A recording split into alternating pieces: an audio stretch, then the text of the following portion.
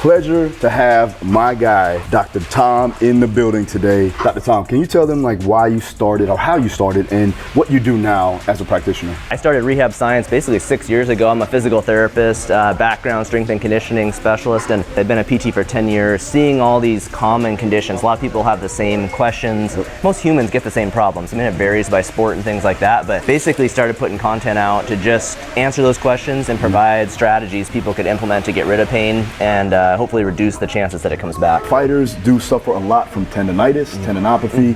They're punching a lot, especially boxers. We have Maureen here. She has a fight coming up, so she's suffering from tendonitis in the elbow. Yep. What can we do right now to alleviate the pain and also reduce the risk from it happening more? Tendinopathies, if you look at the research on them, they really respond best to loading, basically strengthening. But when people have acute symptoms, there's stuff you can do to kind of get that knocked down first. What we'd do first is work on, use a tool like a ball. People can use a lacrosse ball, something like that at home. Tools like this where they can basically reduce tension and pain in the muscles that cause, because when you look at these kind of elbow pains, the tendons attach up here. So these muscles here on the top side of the forearm, so they're the muscles that lift your wrist and lift your fingers, your extensors. They come up and attach on the outside of the wrist. A lot of times, feel that. Totally. A lot of people will hear like tennis elbow, right? You don't have to be playing tennis. A lot of times it's other sports. And then on the inside of the elbow, on the other side is where the flexors of the wrist and fingers attach. So they come up and attach right there on the medial epicondyle. Sure. It's the tendon that hurts people, not really the muscles, but if we can release those muscles, often it kind of takes stress off the tendon, and that's a great way to start getting rid of acute symptoms. That, and then isometric contractions. A lot of people have heard of isometrics, like for different tendon issues. There's a lot of research for different things like the patellar tendon, the Achilles tendon. You can do that in these tendons too, where basically you're holding a contraction. It's a pretty high force contraction, like 70% of your maximum, and you hold it for basically 30 to 45 seconds. But I can show you, let's look at the soft tissue stuff first. So for both kind of tennis elbow, lateral epicondylitis, golfer's elbow, medial epicondylitis, if you've got pain on either side, you're basically going to work the forearm muscles. The muscle mass is all there. You have tendons that attach down at the wrist and hand, and then again the ones up at the elbow. So basically, if Maureen's got the pain on the inside of her elbow, she's going to take a tool and basically, one I like to do is just kind of put pressure over the wrist and finger flexors right here and just apply pressure, just kind of work through. You don't really want to go on the tendon too much, sometimes that flares people up, but kind of go up to that point where you feel it and then just kind of work through that whole region. If you feel any tender spots, then you just pause. You can even get on there, when you find a spot that hurts, kind of go through active mobility. Can you load that mobility too? Totally, yes, yep, you could load it right there. Yeah, I mean this, of course, like if you do it here, it's going to load the muscles you're not working, but you can, you can just do it active or load it a little bit. You can even put pressure down over the top. Because obviously if you push hard enough in anything, it's going to be tender. But if you get anything that reproduces familiar symptoms or radiates like that, then those are kind of what you're looking for. You want to stay there. You kind of hold on it. Yeah, so I usually tell people like 10 to 20 seconds, kind of do some deep breaths, try to get it to release. So then the other thing you can do is you could take like whatever tool people have got, sometimes a ball works well, but you could take it and like literally push into your area and be more specific. I mean, you can even use your thumb, right? You can just get in there and dig with your thumb. Right here. Yeah, exactly. Try that guy.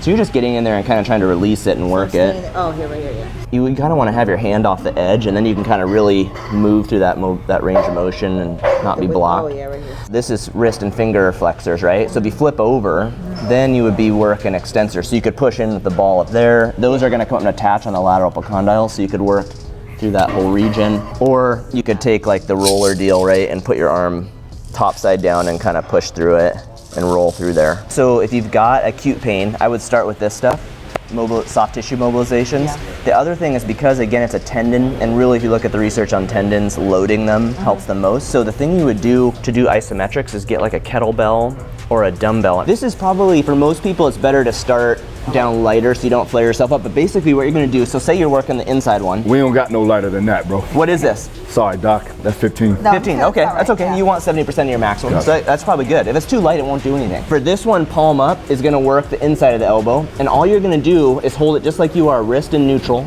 and you hold it there for 30 to 45 seconds, and you do 4 to 5 reps of that every day. Isometrics have some of the best research for tendons, and like I said, most of it's in the patellar tendon, the Achilles tendon, but it really tends to work lots of other places. So what am I gonna feel as I'm holding this? You might feel your pain.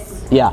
Even if you felt your tendon discomfort, that's kind of good. Okay, so that's the thing. Like I would normally stop if I felt pain. But No, with tendons, you want to be, if you're in that like kind of mild discomfort, it's actually usually the right amount of stress. If you feel no discomfort, then it's not enough load. And if you go like say up to 5, above 5 out of 10, then you're more likely to flare it up. So you're trying to find the sweet spot of mild discomfort. The other question I have is a grip. Am I gripping hard? Am I just gripping just normal? That's something that I would say for people to play with, because especially for this one, like play with, if you're, say you're holding a 15 pound, because you don't feel it that much, but you can squeeze a little harder and reproduce it, then that's what you want. Okay. But still staying in that 3 to 4 out of 10. 30 to 45 second hold, 4 to 5 reps every day. If the next day your baseline symptoms are worse, then it was too much load. So that's kind of, you look at it on a 24-hour clock. That's how tendons are looked at now. So the other side, if you're doing lateral elbow, then you just hold it the exact opposite and you do isometrics like that. So you're just gonna hang out there. This is harder.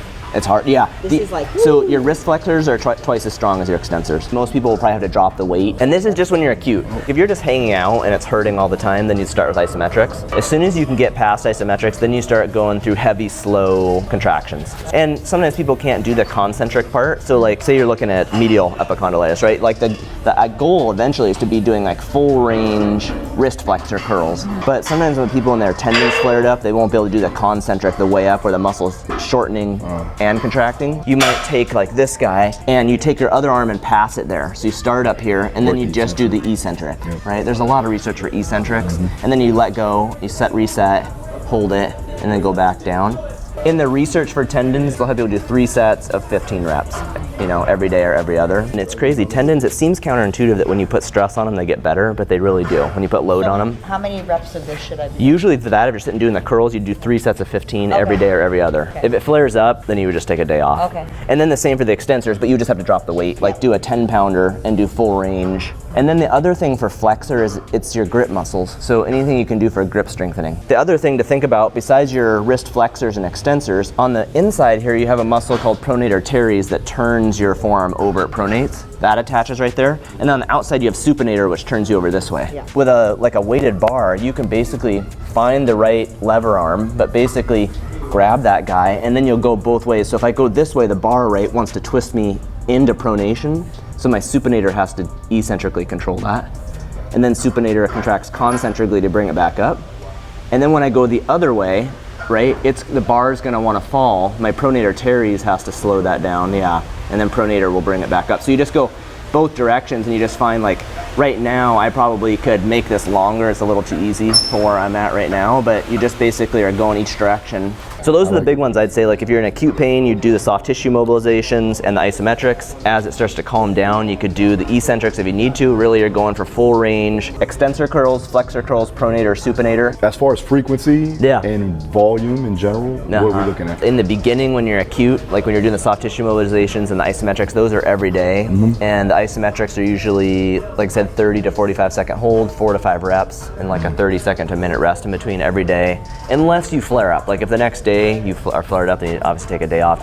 Once you get into the like full range contractions, all that stuff, then you're usually doing 3 sets of like kind of reps to fatigue, but in the research they do 3 sets of 15. Trying to find the load that again is like mild discomfort and that you basically kind of get tired in that like 8 to 15 repetition range or something like that. What about high rep sets, like 50 to 100 reps? The thing you have to be tricky or careful with tendons is that they usually get flared up because of high volume stuff. Really? The research has basically said tendons do best with heavy, slow, which means fewer contractions.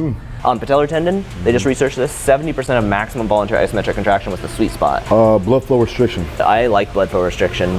More and more research for it, especially like if you get out, like if you have an arm issue that's kind of farther out from where the cuff is. Like tennis elbow actually responds, there's blood flow restriction studies for tennis and golfer's elbow. So you put that on and do these, that's where you get like lower weight and doing the higher contraction stuff. All right, there it is. So we have the frequency, we have the volume.